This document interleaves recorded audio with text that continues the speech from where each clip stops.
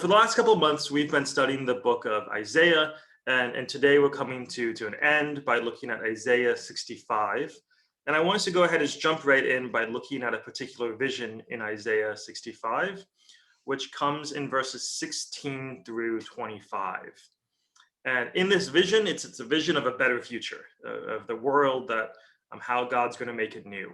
So can someone read that for us if you happen to have Isaiah 65, 16 through 25.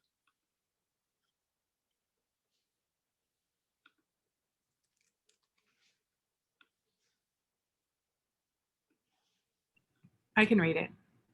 Awesome, thanks. That he who blesses himself in the earth shall bless himself in the God of truth. And he that sweareth in the earth shall swear by the God of truth, because the former troubles are forgotten, and because they are hid from mine eyes. For behold, I create new heavens and a new earth, and the former shall not be remembered, nor come to mind.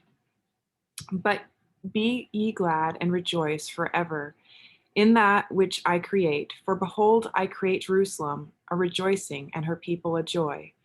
And I will rejoice in Jerusalem, and joy in my people. And the voice of weeping shall be no more heard in her, nor the voice of crying.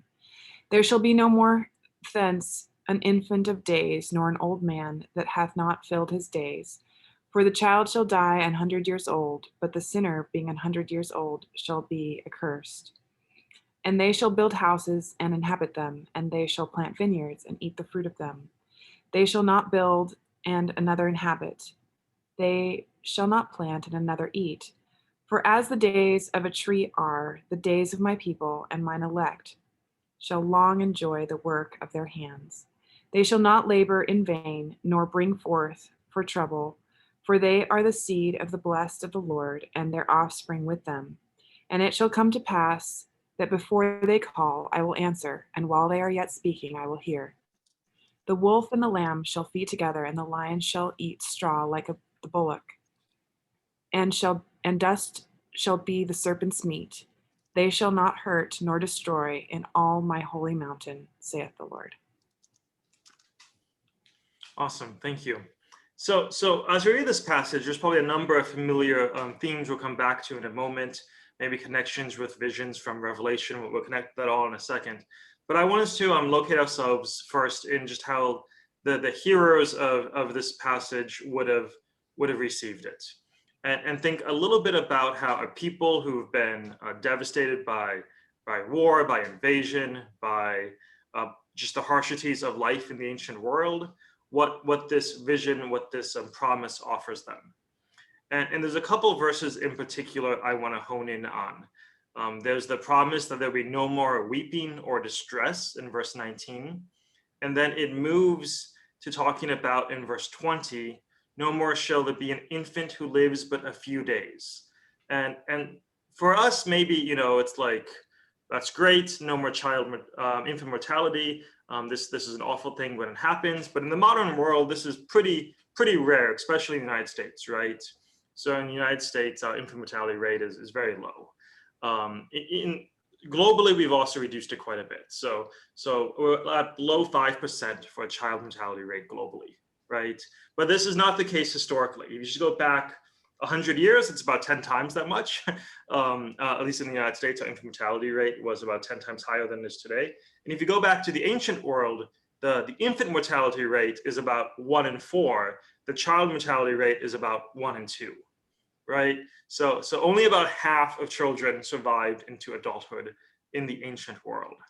And so for those hearing this promise, I mean, let alone the fact that they have been devastated by war, that they had been facing exile, but just already the harshness of life meant that it was just a common practice that you could expect to lose a good number of your children to either in the first year of life, and if not in the first year of life, up to 50% in childhood. And so this is a pretty incredible promise, right? Like, to think that in that context, it's saying, hey, no longer will we have to put up with losing your child at a young age, but instead, in contrast, it says, if you die at 100, you'll be considered young, right? Isaiah, this is Isaiah chapter 65 and verse 20. It's like if you die at 100, it's like, oh, you must be cursed by God somehow. There must be something, somehow your life was cut short.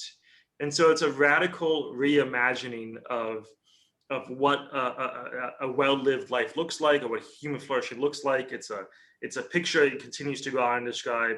You'll build your houses in your vineyards, and you'll get to eat their fruit. There won't be an invasion that will come, and someone else will take your land, and someone else will eat your produce. But it's like you can actually dependently, enjoy the fruits of your labors. There won't be calamity. And then it ultimately ends with this vision of a wolf laying down next to the lamb. So what I want to suggest, this passage, what it's communicating is this is the best life possible in this world. Everyone lives a long and abundant life. Even by standards today, we'd be like, wow, if dying at 100 is young, that's pretty impressive. This kind of sounds like Silicon Valley talk, right? There's this tech entrepreneur who plans to live to be 180. So he does some pretty wild things to make sure he can live that long today. But this is a vision of like the best world possible in like today's settings. Like there's still death, people still die, but everyone lives a full life before that. So this is maybe you would say like it's a very grounded vision. Is it possible? I don't know. Maybe some of our friends in Silicon Valley think this is possible. Can we really put an end to war? Can we really bring about peace? Maybe, but there's nothing necessarily like mythological in this vision. There's nothing requiring like a change to the natural order. Maybe this wolf laying down next to the lamb. Maybe this suggests something, lions eating straw. Okay, there's maybe something there. If you take that literally as a change to the natural order. If you see these as political imagery, it's just an imagery of nations that were at war, being at peace. So maybe it's not entirely grounded, but largely it's still a rather grounded vision for the best possible kind of human flourishing possible on this world. And notably, it seems like a number of commentators, when they've looked at this passage, they've connected it with the times before the flood. And so, if you go back to Genesis, you have these long periods of life where individuals will live to be what seems to be ridiculous periods, 500, 600, 700, 800 years. And that seems to be the idea here. We'll have a restoration where people will live so long that 100 seems like a young age to die. Okay, so that's the vision in Isaiah. Let's hold that in our mind. And can someone just jump to Revelation 21? And I know you're probably all quite familiar with this passage, but I want us to do a little compare and contrast. How does Isaiah 65 compare to Revelation 21 verses 1 through 4? So if someone can grab Revelation 21, 1 through 4, I want us to see what are some similarities, but also how does Revelation 21 diverge from this more grounded vision in Isaiah? And I saw a new heaven and a new earth, for the first heaven and the first earth had passed away, and there was no longer any sea. I saw the holy city, the new Jerusalem, coming down from heaven from God, prepared as a bride, beautifully dressed for her husband.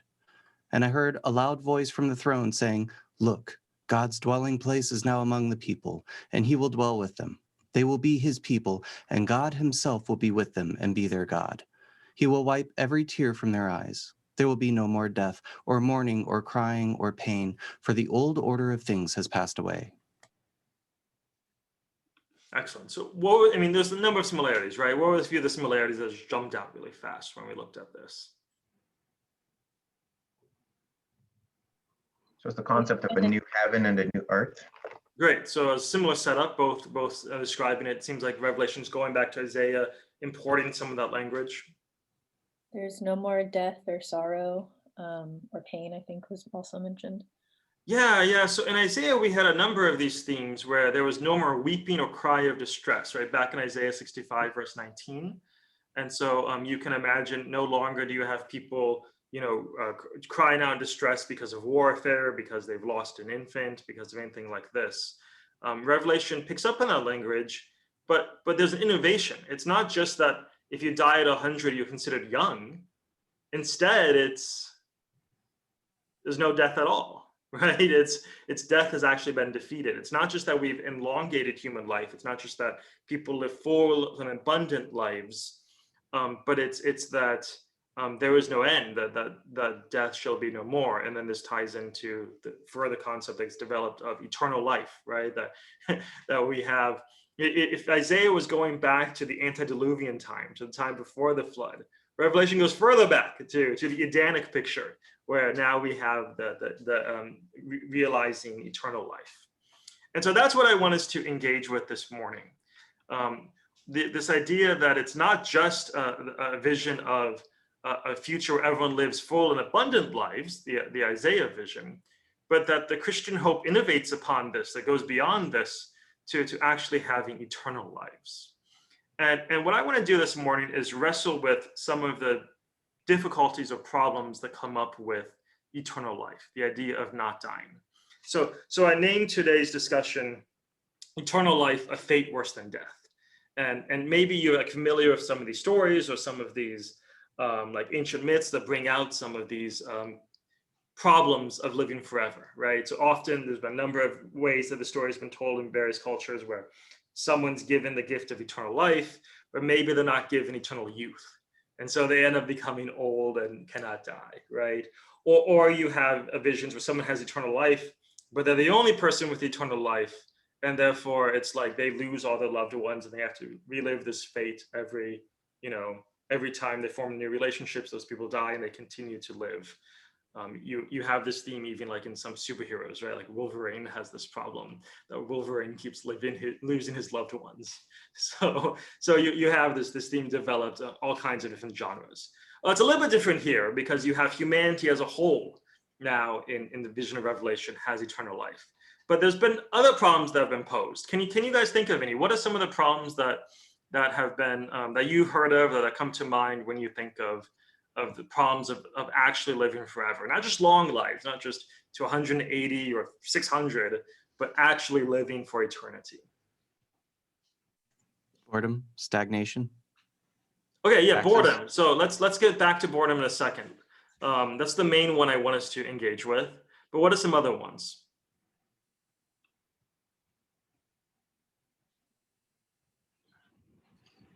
Overpopulation. Yeah. So it's kind of hard to imagine life without death, right? Like everything that we know about biology is like death serves a necessary role to prepare the way for the next generation, right? So it's a little bit unclear like how you can maintain an ecosystem if there's no death. And even if you just limit it to like human death and you allow death on like smaller scales, like cellular regeneration, all that, it's still quite difficult to imagine like what happens when we fill the planet. Well, maybe this is where Elon Musk will step in, and we have to go on and continue to expand out throughout the universe. But that's definitely one concern. If eternal life and you continue to procreate, overpopulation would seem to be a concern. What else? What are some other concerns? Life without loved ones who were lost. Yeah, okay. So there's kind of like maybe the life is not worth living if it's missing someone else, right? Yeah, I recently had a conversation with someone who doesn't like the idea of a God who would allow us to go on for all of eternity with the people that we've lost and left behind. Yeah, well, that's a really powerful image. You can imagine if you love someone so much, when you lose them, your will to live ceases. Yeah. Yeah, David Hamstra put something in the chat that I had on my mind as well, that as humans, that it doesn't lose purpose. As humans, we tell stories, and stories are defined by a beginning, a middle that has some tension or some problem, and an end, a resolution of the problem. And when there is no end, it does call into question the sense of purpose. What are we living for? We're never reaching the end of the story. And in this world anyway, our stories are defined by having ends. And takes at least a shift of thought to think about purpose and meaning when there is, does the continuation of life itself just become the purpose? And how is that not, maybe we're getting to the category of boring again, or Yeah. um, Yeah, there's a related problem there, I think, of procrastination, right? So one of the reasons I am driven to go out and do things today is because I know tomorrow is not guaranteed. And even if, like, I don't think too much about the fact that I may not live tomorrow, I certainly know that like 100 years from now is not guaranteed, right? And so it's like I desire to accomplish things in this time of my life, perhaps in part, maybe not entirely, maybe I have other incentives for this as well, but in part because I realize that my time is limited. And so if you no longer have that scarcity of time, perhaps that undermines your drive to pursue some of the kinds of things we pursue. there's no such thing as deadlines. Deadlines are Yeah. sort of assume that there's some end to your activity. And so if there's eternity, then why is there ever going to be a deadline for anything? Do you think that that's because today we often achieve our purpose out of challenge, and we equate progress or success with somehow overcoming? It would be a different model completely if we just, our only challenge was to seek enjoyment or fulfillment, or to just be with other people. Yeah, this is really rich. What I want us to do is hone in a little bit on this idea of eternity becoming boring or dull, or somehow when you lack the scarcity of time, things get, they lose their weightiness or their significance. And the way I want to do this is I want to share a clip from one of the best TV shows ever created, The Good Place. And so if you've watched The Good Place, you maybe have seen this already. It comes from the last season. And so spoilers if you haven't seen The Good Place. But I want to share just a quick 2-minute clip that where in this show, they so The Good Place is their name for heaven, right? It's a non-sectarian version of heaven. And I want us to look a little bit at how they portray the problem with eternity and see if we can wrestle with it a little bit. And so I'm going to show you a little 90-second clip from the show and see if we can identify the problem that they're getting at and see if we can think if that is a serious problem or not. So here we go.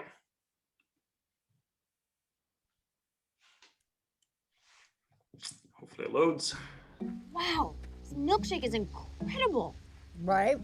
This is how I spend most of my time. Sitting in beautiful places, drinking my milkshake, slowly peeing into my pants, which instantly evaporates and leaves no trace. Sounds fun.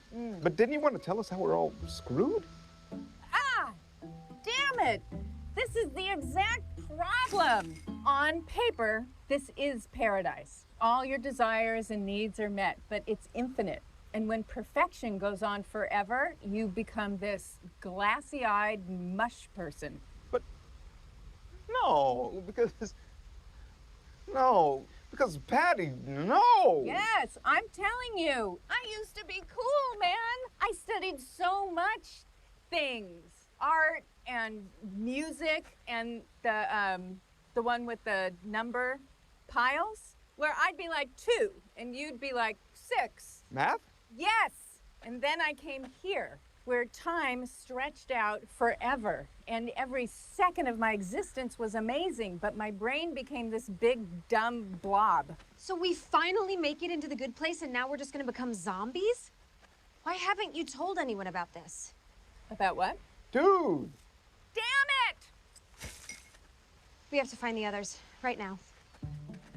But there's math on my shirt. Come on! Was it Okay, so we'll stop there. The episode develops this in some really fantastic ways, but it's the problem of if you enter into a state of eternal bliss, of eternal, all your desires being satisfied at all the time, you have fantastic milkshakes and whatever else that may entail, does that somehow undermine our humanity, right?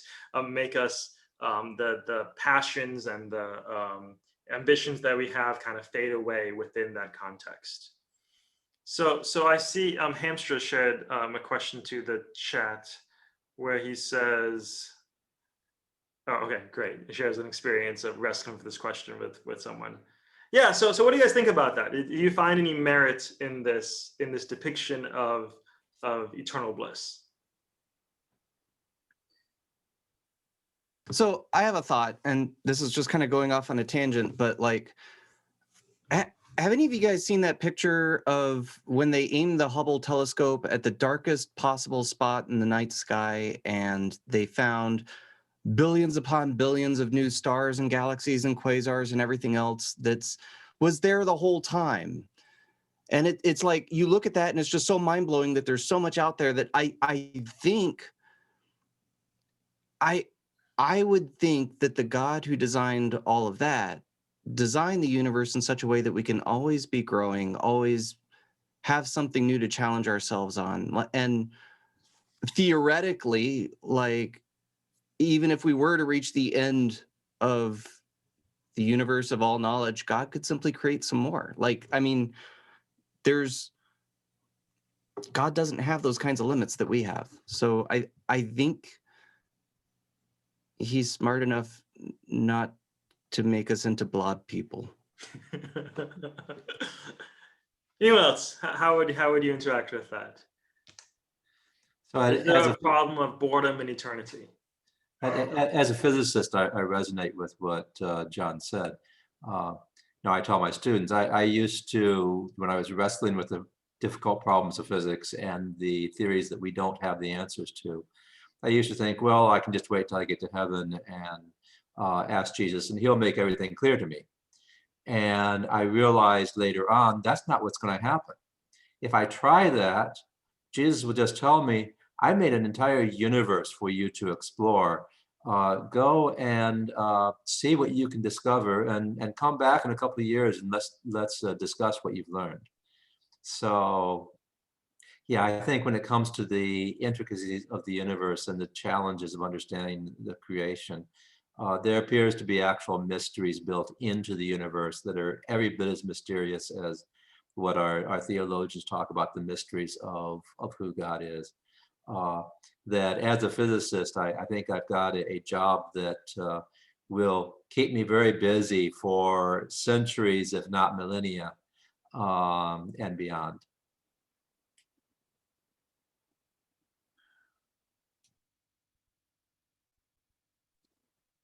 I have to leave here in just a second, but I wanted to pop in and say, I have kind of a contrary view of heaven in that I see it as more of an ordinary place. Yes, certain aspects of it will be extraordinary, but I don't find anywhere in the Bible where it really talks about, being able to fly or being able to, teleport from one place to another type of thing. And I think that the thing that's going to be wonderful about heaven is going to be relationships, that maybe we will still have distasteful things to do. If you have a horse, you still have to clean up after the horse. But if you get to spend time with Jesus cleaning up after the horse, it makes a difference, as opposed to having some eternal Disneyland that we're going to go to. But what would it be like if you had to go to Disneyland forever, but you had to spend it with Satan or something? Who you're with is the thing that makes all the difference to me. And sorry, I have to leave because I'm in a different time zone and have to go, but it's been great being here. Yeah, so I think I really appreciate these comments, and what they're bringing out is, if we conceive of paradise indeed as merely an infinite enjoyment of hedonistic pleasures, that ultimately, like, the law of diminishing returns will catch up to us, right? That there's no such thing that we might conceive of like a great milkshake or whatever the pleasure might be that can extend across eternity. But if we instead think about different kinds of pleasures, if we think about the joy of finding things out, as a few of the comments leaned into, or the joy of relationships, perhaps there is infinite depth. And so I want to explore that briefly. I'm dropping into the chat a quote by the physicist Freeman Dyson. And so this will resonate with the comments of a few already. But Dyson points to a result in mathematics from the 20th century, which were Gödel's incompleteness theorems.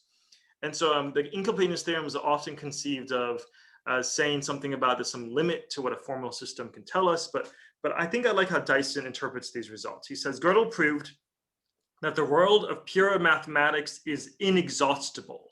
So that's the key word, inexhaustible. No finite set of axioms and rules of inference can ever encompass the whole of mathematics. Given any set of axioms, we can find meaningful mathematical questions which the axioms leave unanswered. And so what that means is when you come up against one of these questions, you have to enlarge your axiomatic system. And then when you enlarge your axiomatic system, it creates all kinds of new mathematics that you have to go and flesh out. And then that will result in new unanswerable questions that then require you to enlarge the system again. And so in this way, mathematics becomes inexhaustible. We can never be done doing mathematics. And now here's Dyson speaking as a physicist. He says, I hope that an analogous situation exists in the physical world. If my view of the future is correct, it means that the world of physics and astronomy is also inexhaustible.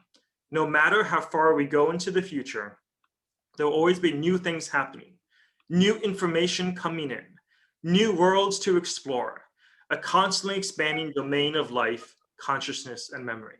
And of course, that would include things as in new individuals and relationships and dynamics. And you might think that there's no limit to the depth which you can come to know someone, or relationships are inherently dynamic and therefore they will never become stale. But here's a vision of eternity that might be a little bit different than how The Good Place portrays it, right? It's not just about enjoying milkshakes or seeking hedonistic pleasures, but it's a view of eternity that, well, it kind of seems like an eternal university, right? We're going to be in university forever. And this is one of the ways that our Adventist pioneers conceived of the world to come. So one of my favorite quotes from the book Education that our pioneer Ellen White wrote, it's in the last chapter, the School of the Hereafter, where it opens with this line, heaven is a school. so not just a place of hedonistic pleasure, but it's a place of learning. Heaven is a school, its field of study, the universe, its teacher, the infinite one. And it's particularly that idea that we are learning from a God who is infinite, as John was alluding to, that makes possible this idea of infinite development that the book talks about. So elsewhere, she has this line in the book where she says, since God is infinite and in him are all the treasures of wisdom, we may to all eternity be ever searching, ever learning, yet never exhaust the riches of his wisdom, his goodness, or his power. And so there's a sense in which the infinite goodness of God, the infinite wisdom of God means that not only is there infinite depth in creation, so we can be constantly learning mathematics and physics, but I think what it also makes possible is an infinite moral development. So before she left, I think it was Lauren had commented how she thought there would be challenges in heaven. And I think I really like this view that there would be even moral challenges in heaven. Now, not challenges in the sense that there will be vice, but I think what you can have is a model of virtue that continues to grow even when there is no vice, right? So virtue is more than the absence of vice. So to demonstrate this, think of some virtue such as like tactfulness or kindness. So if you've seen someone interact with someone else and they were just extremely tactful, extremely kind, it's not just that like they were not cruel to the person. Like that's kind of the baseline, like don't be mean to someone. But you can see someone, I mean, I have an older colleague, and the way this colleague interacts with students is just amazing. You can see like a lifetime of experience coming through and knowing how to frame statements and knowing how to, just respect the other as an individual. One can imagine that continuing to develop even in eternity where there is no vice. So it's not just that we get to the point beyond sin, but even when there's an elimination of sin, virtues can continue to develop for eternity. And so in that sense, we have continued moral challenge in eternity. Okay, let me pause there. Yeah, Yeah, Nick, jump in. It does raise the question, do you really want to be in school forever? I mean, we find school an attractive place, a place to go and develop our skills, but I think we'd all be a little frustrated if we were just forever in school and not actually, now we go for 4 years or graduate school, and then we go out to do and to accomplish some things with those skills that we've been trained with. And so if you picture heaven as an eternal, infinite school, does it beg the question about having a purpose to which you are putting all that knowledge and training and so on and so forth? And if so, what is that? I mean, is there anything past the school? Is there not a doing and accomplishing stage of it? Yeah, I think that's a great tension, but I'm sure you're all familiar. This particular source, education, would push back on that distinction, saying that we shouldn't have a period of learning followed by a period of doing, but the two should be integrated, right? And certainly in today's economy, we can appreciate the value of lifelong learning, that we all remain students precisely because we have new challenges that we are trying to address that require us to be learning new information. So I don't know if we need to partition a period of learning from a period of doing. It's often us doing something entails us to have continued learning of that thing. But sometimes the task seems a little amorphous, and I've wondered, we talk about a field I like to study is the government of God, right? The moral government of God is something I've written about, and how God interacts with humanity and with people here on the earth, but he often works through human agencies to accomplish his purposes, whether it be governments or the church. And I'm thinking that at least a certain kind of philosophy of government suggests that government isn't just part of the sinful world, right? That order needs to be maintained even in a unfallen, sinless state. And is it possible to think about the need and our role in helping God govern the universe in a sense, where we actually had jobs and positions and posts and responsibilities, even as we continue to learn forever and ever? But there would also be this meaning of being involved. It's not like we just have little hobbies out there to grow the best garden possible, but that we actually have roles and responsibilities in an ongoing intergalactic network of governance. And would that help give us a larger purpose or meaning? I love how the physicist chimed in and said physics will fill eternity, and the mathematicians over here saying mathematics can fill eternity. And now we have our lawyer, friend coming in and being, no, we need government to fill eternity. But maybe and we the can. Professor saying that it's going to be like school forever. That's right. But maybe we can end with a verse that does seem to support what Nick is saying, which is, we studied in a previous lesson in Isaiah 9:7. I just shared it to the chat. Of the increase of his government and of peace, there will be no end on the throne of David and over his kingdom, to establish it and to uphold it with justice and righteousness from this time forth and forevermore. The zeal of the Lord of hosts will do this. And what I appreciate about this verse is not only that it alludes to this ongoing government, but it has this idea that of the increase of peace, there will be no end. And so here again, just as how virtue is not just the lack of vice, we have peace is not just the absence of war. And so there can be an eternal growing into increasing peace into eternity. And so we can think about that peace in terms of human flourishing. We think about that peace in terms of peace between humanity and God, growing more into the likeness of an infinite God. But I think there's a lot in Isaiah that does seem to suggest a going forth for eternity, even in the governmental realm. The question I want us to wrestle with in our small groups is, what are some of the kinds of endeavors that can fill eternity? And so, we've already heard a physicist, a mathematician, and a lawyer give their takes on it. But I want us each to think about what is that endeavor that fills eternity? And hopefully, as we wrestle with this question, we'll come a little bit to the conviction that maybe my model of eternity needs tweaking. If I just think eternity is about, finally getting that immediate pleasures I've been wanting, then it's like, wait a second, those pleasures won't won't be able to fill eternity. Maybe it can fill a weekend, maybe it can fill a summer, but what are the kinds of endeavors that can fill eternity? And maybe the corollary of that is there any way for us to begin acting out those endeavors now?